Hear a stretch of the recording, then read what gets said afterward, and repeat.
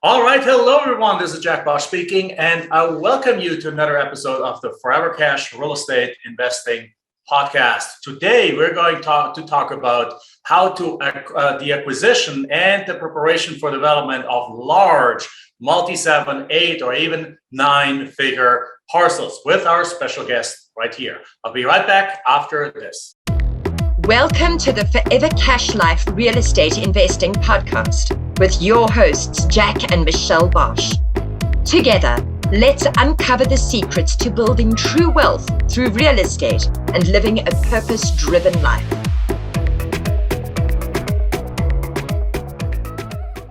All right, we are back. And as I mentioned in the intro, today we have a very, very special guest. And this guest is a good friend of mine. It's Ryan O Donovan. Ryan, how are you doing today?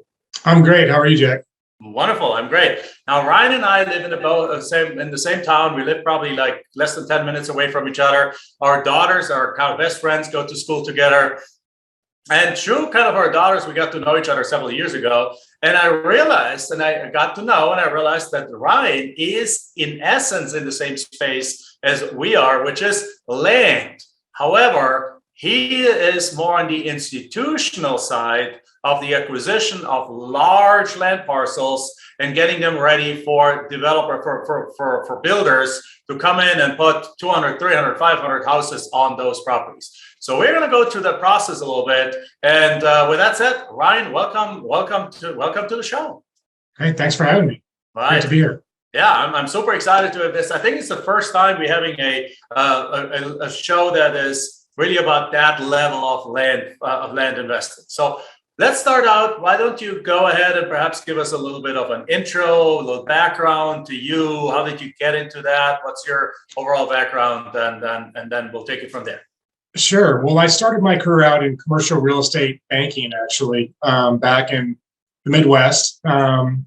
I quickly realized I didn't like the cold weather, so moved down to Arizona in 2003.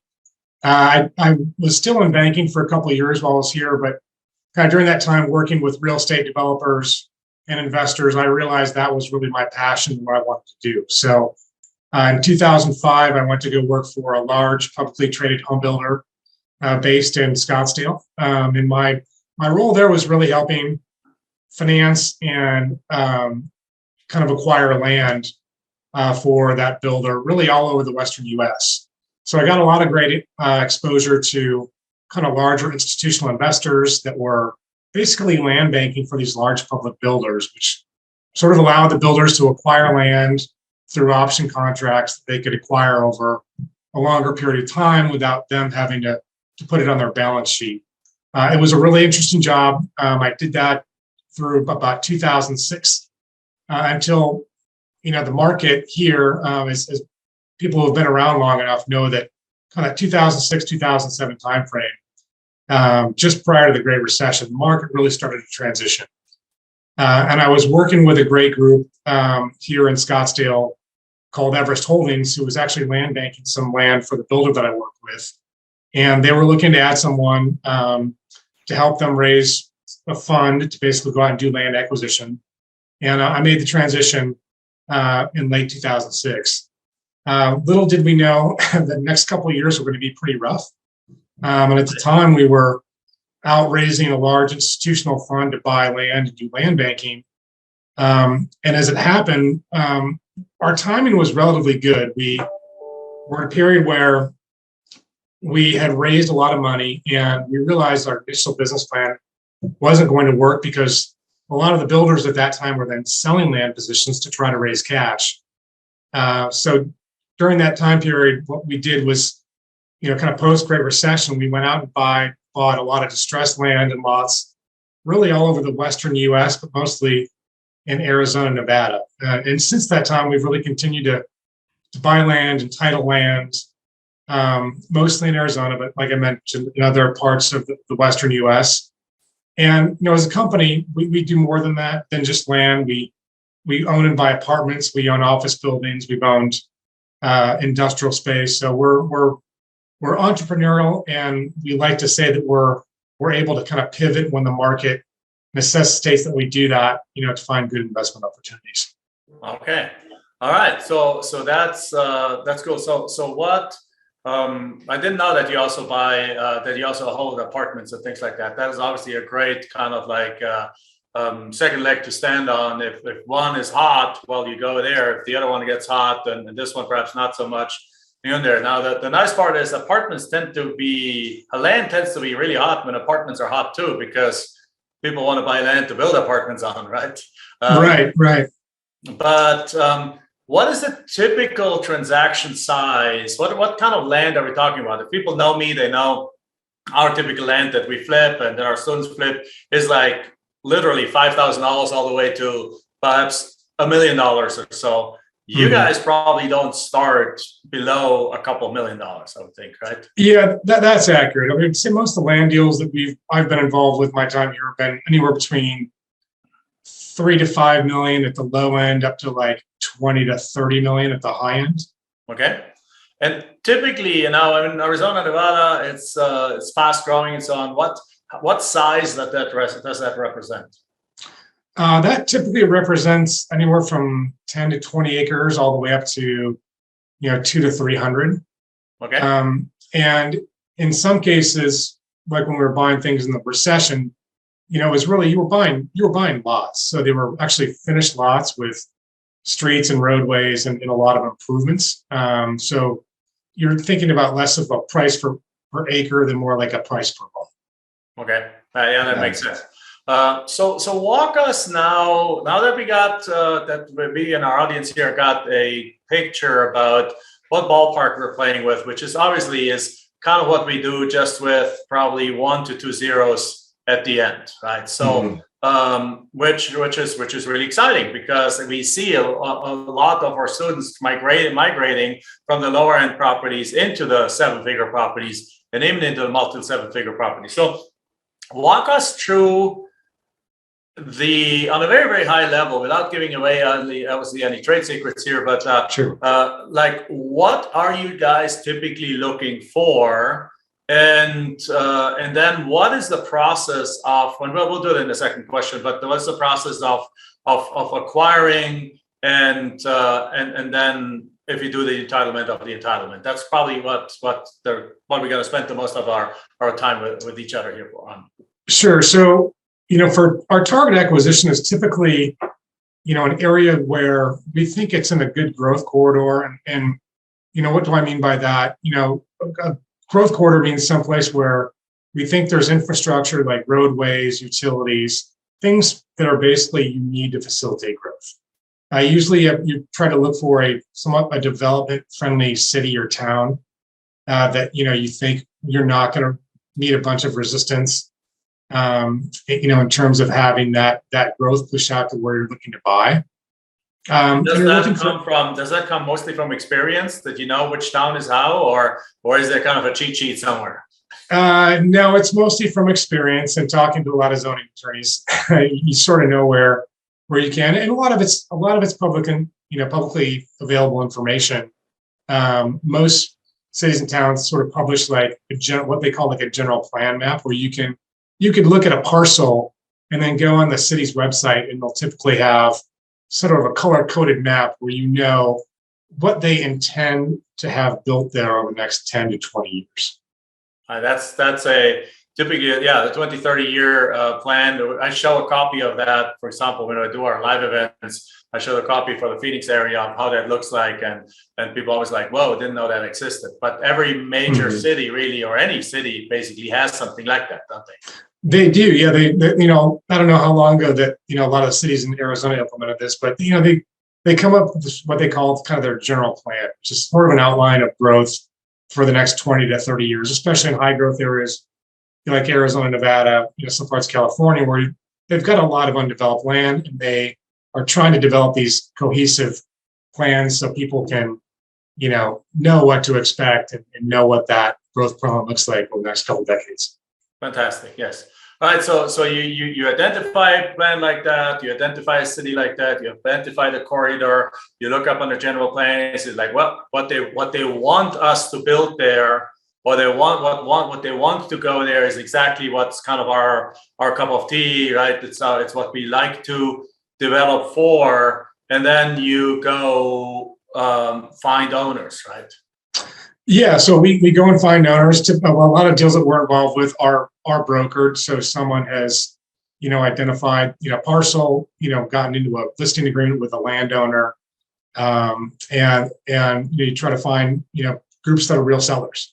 And sometimes you're talking directly with the owner in some cases, and you're trying to, for us, for like a residential parcel, for example, we're trying to find an area where it's close to where new home building activity is happening, but it hasn't quite gotten there yet. So you're sort of like that one next step out from where there's activity happening, and you can tell that growth is going to eventually push that way.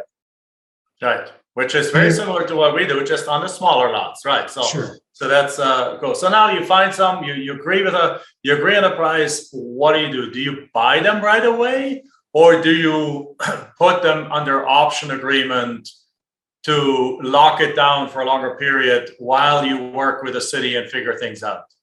Sure. It sort of depends on the scenario. Like in some cases, we've bought land more on a speculative basis where we think that the path to getting our what we want to build is fairly easy, but the price has to be right. I mean, if you're going to do that, we're taking on some risk that maybe the city doesn't approve. So if that's the scenario, we try to buy it at a pretty discounted price, knowing that we're going to take on the risk.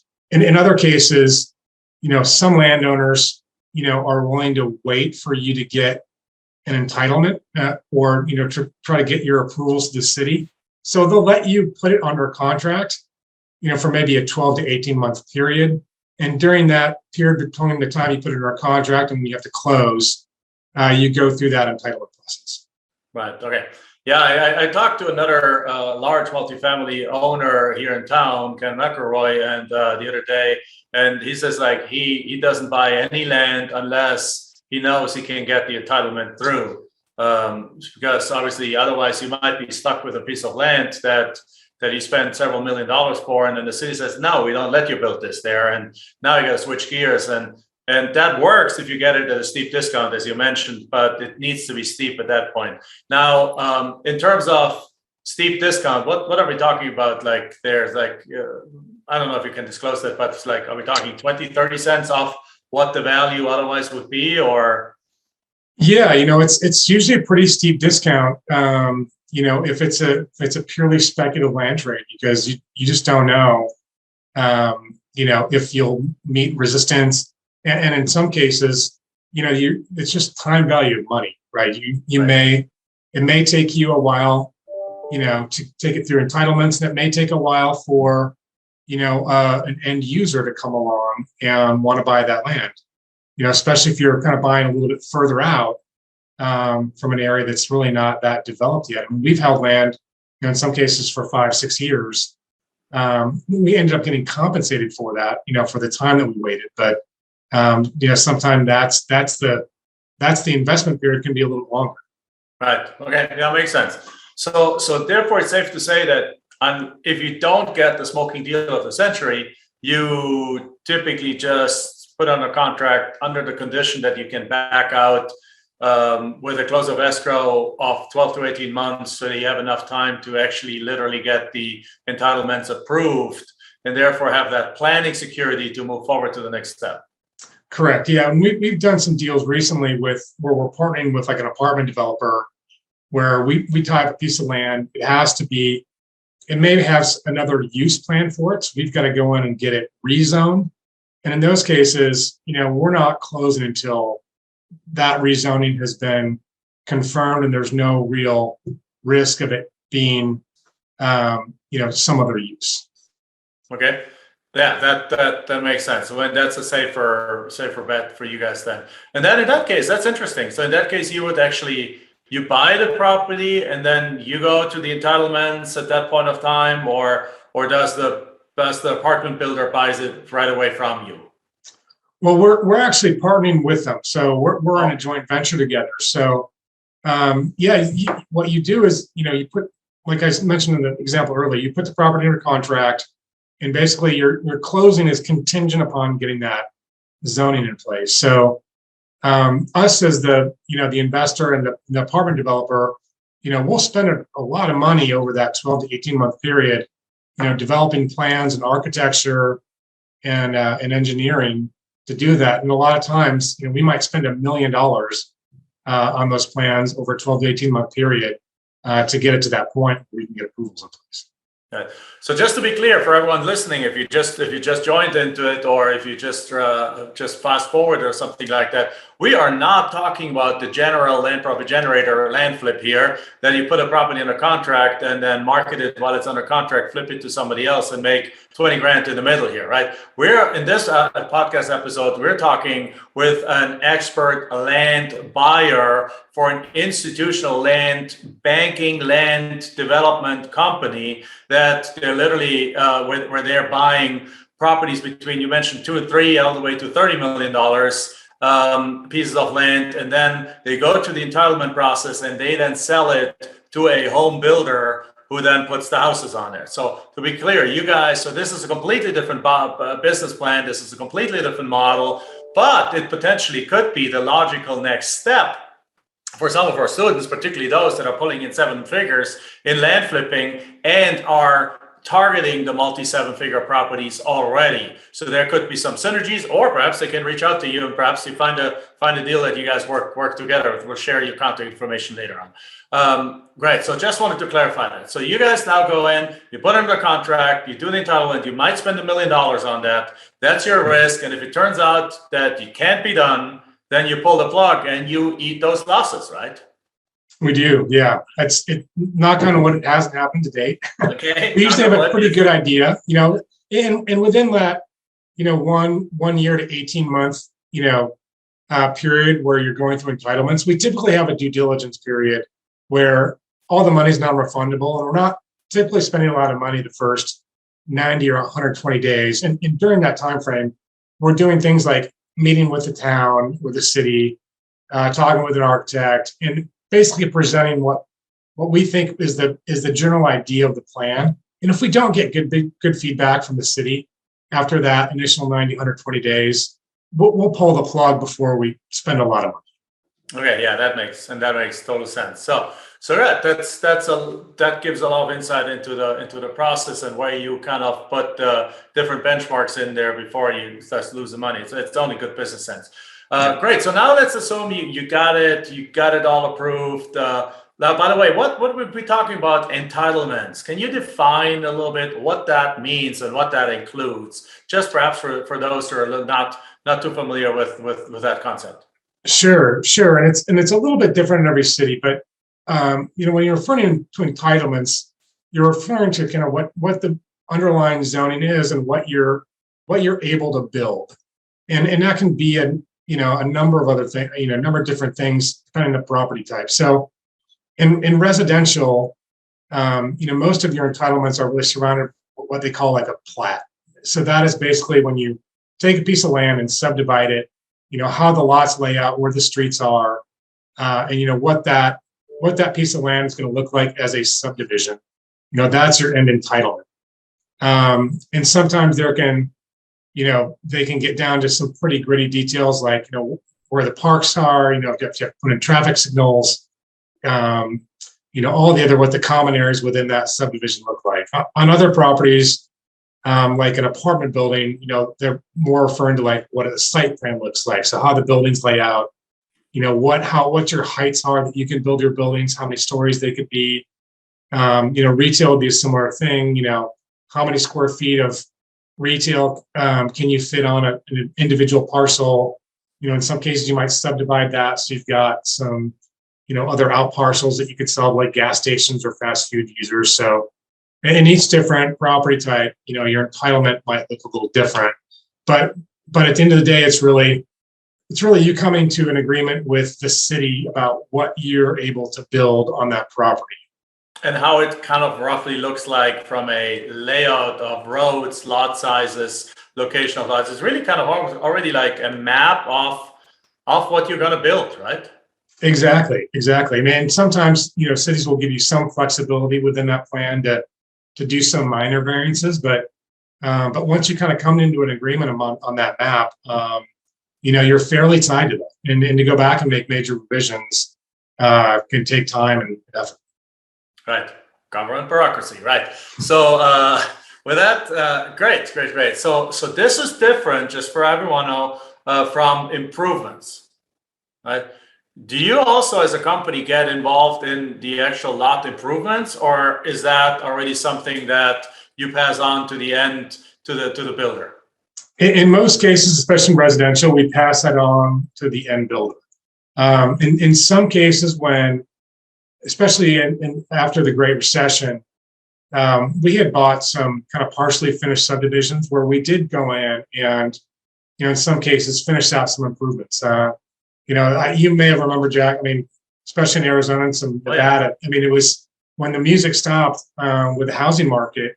I mean, some developers just, completely walked away from subdivisions and left houses that were partially built and streets that were unpaved, and it was pretty stark, reminder of what happens when there's just kind of abundant financing up there. So in those cases, we were able to buy those properties at a pretty steep discount, and we're able to go in and try to finish some improvements.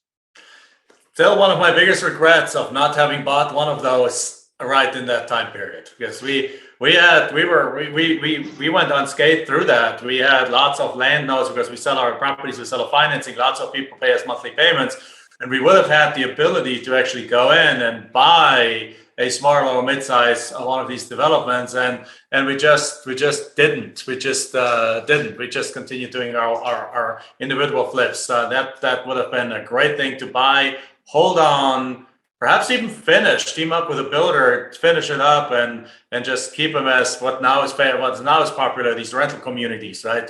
So that, right. But anyway, that's water down the bridges. It's never happened. You did it though. Well, we did.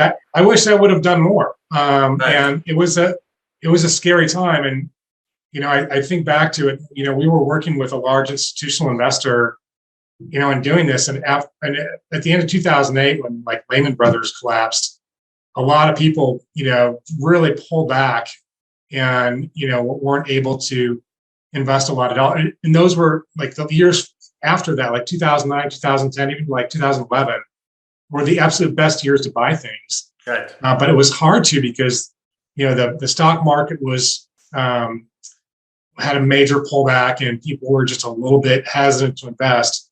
But those were the deals that we did during that time frame were the best that we've ever done. Right, absolutely. Because afterwards, when things came back, you bought lots at for under development costs, right?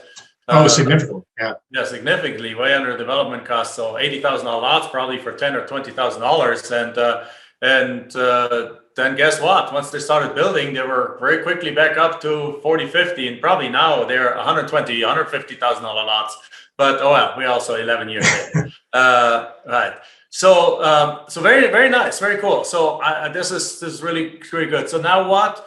Walk us through kind of like an example of a deal that you have done that kind of illustrates that gives us a timeline, perhaps, and perhaps a few things that could go wrong or right, or so. Do you have anything in mind? Any kind of particular deal or combination of deals that you can that you can kind of explain? Yeah, I can give you a couple examples. Sure. One deal that I just actually sold our last parcel about a week ago was it was actually an industrial piece of land out in the West Valley. It was about 100 acres.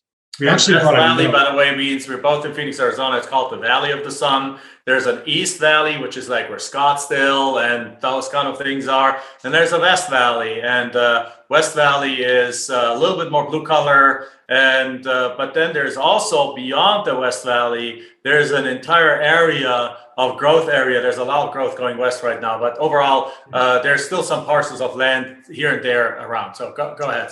So it was about a 100-acre piece of land. It was an area where there was a new freeway going in within the next couple of years that we knew was imminent. It was an area that was going to be zoned for like industrial and warehouse space. So we bought it. We got it entitled for the proposed use that we wanted, which is kind of sort of like light industrial and warehouse space. Lo and behold, freeway comes in. The warehouses start to fill in and around us. And we were able to get it entitled. We got a few billboards approved too, right along the freeway, which is great. It ends up being a really good long-term income generator. And we found a developer that we knew that we really liked, and we sold them the first 30 acres, I want to say 3 years ago, and then they bought another 30 acres just about a year ago, and then they just closed on the last piece of land just recently. So it took a while. It was a 5 or 6 year deal. It was an area that had some utility constraints because a lot of different landowners around there had gotten together prior to the recession to agree on putting in water and sewer infrastructure. It got delayed because no one was really building. So it took time to work through some of those issues, but eventually they got through it, and now we sold out and had a great turn of our investment. All right. And now if we talk about, without sharing numbers, but is you get like a 10x return or a 5x return? No, it's probably like a 4 or 5x. 4 or 5x. Well, that's good. I mean, that's very good, particularly since I actually didn't know until recently that your company also takes private investors, right? Accredited investors. So you have to be accredited, but you guys have outside people. You don't just have institutions work with you. You also have private people that can invest with you guys. That's right. Yeah, and one I bring up, and this is probably the best deal we've done in my time at Everest, was 2012. There was a project in a sort of a retirement area of Arizona, about an hour and a half north of Phoenix, called Prescott Valley. It was a broken subdivision. It was about a 1,200 lot project. They built about half of it. So 600 lots where the homes had been built, people lived there. And then the remaining lots were basically one was in a bankruptcy and the other ones were owned by a bank. Nobody wanted to touch it because the home building market had gotten so bad that there just wasn't a lot of housing activity. We partnered with a builder and went in and bought the remaining lots, and basically structured an option agreement where we would sell the lots to the builder over time.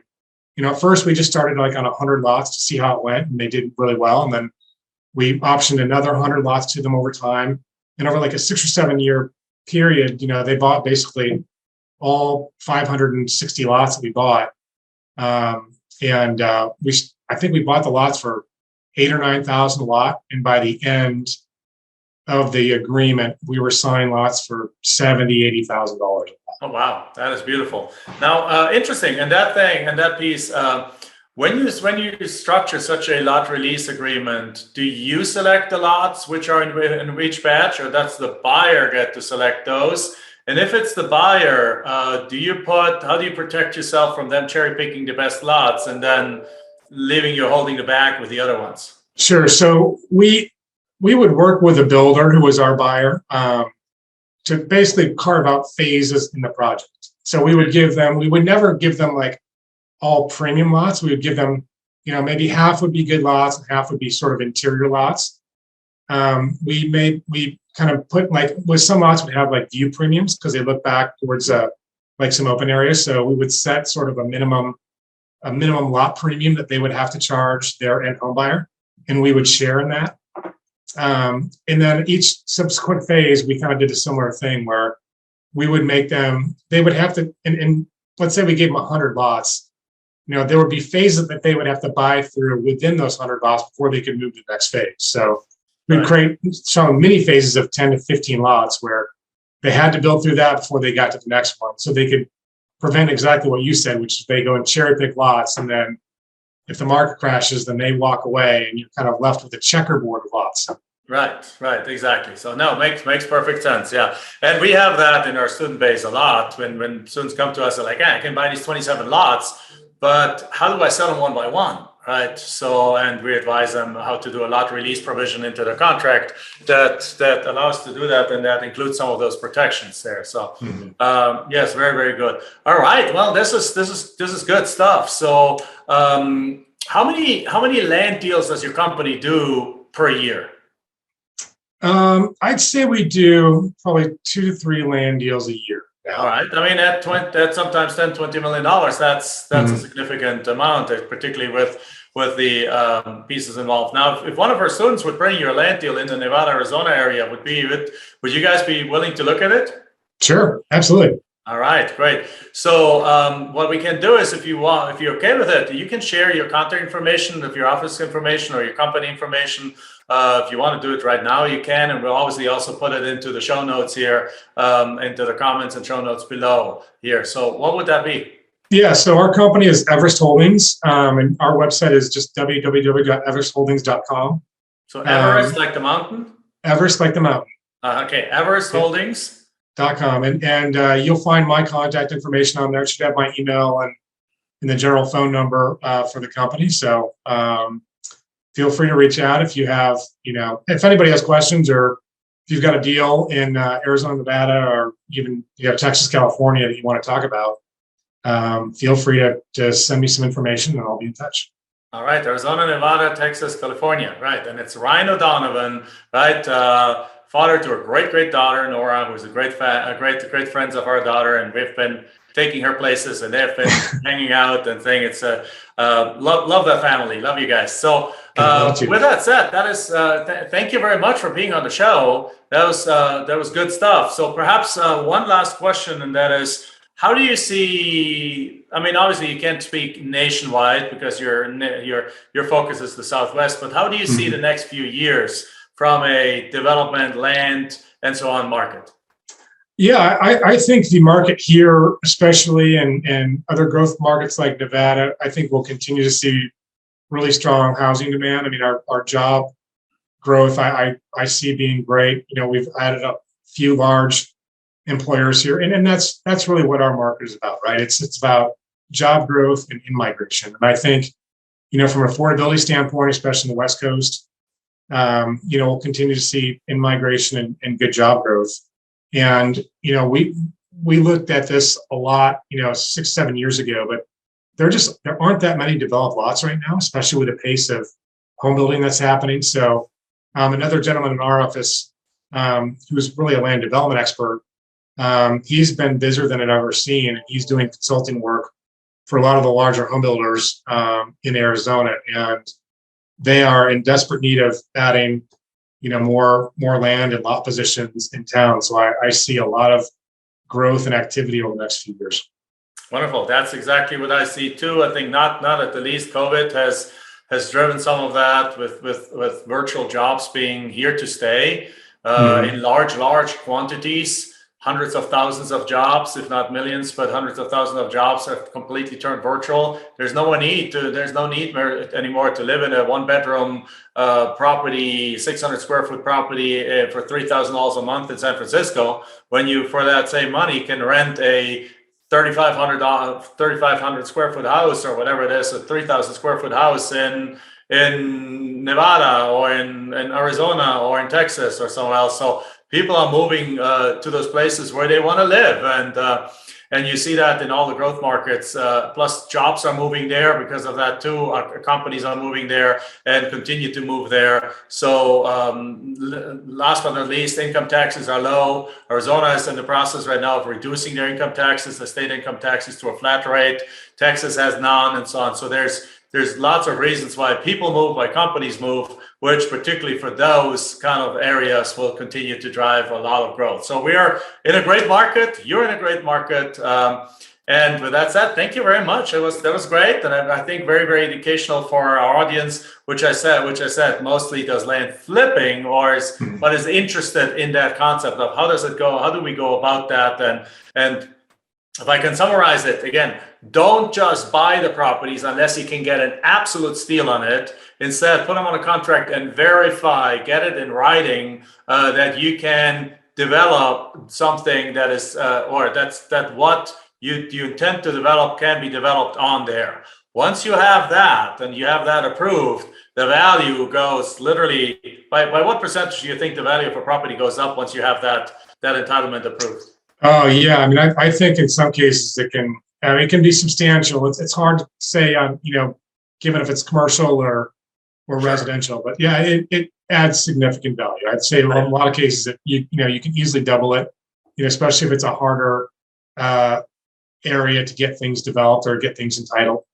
Right. So literally there. In some cases, you can double the value by getting this done. And now that's where you make the money, right? Then you find a buyer and you flip it. So it's not the model that we do, but it's an interesting model to know about for those who are advanced, who have been doing land flipping for a while right now and dealing in the higher dollar figures, right? So that's it. Thank you very much, Ryan. That concludes our show. Thank you so much for being here. Yeah, thanks, Zach. Appreciate being on.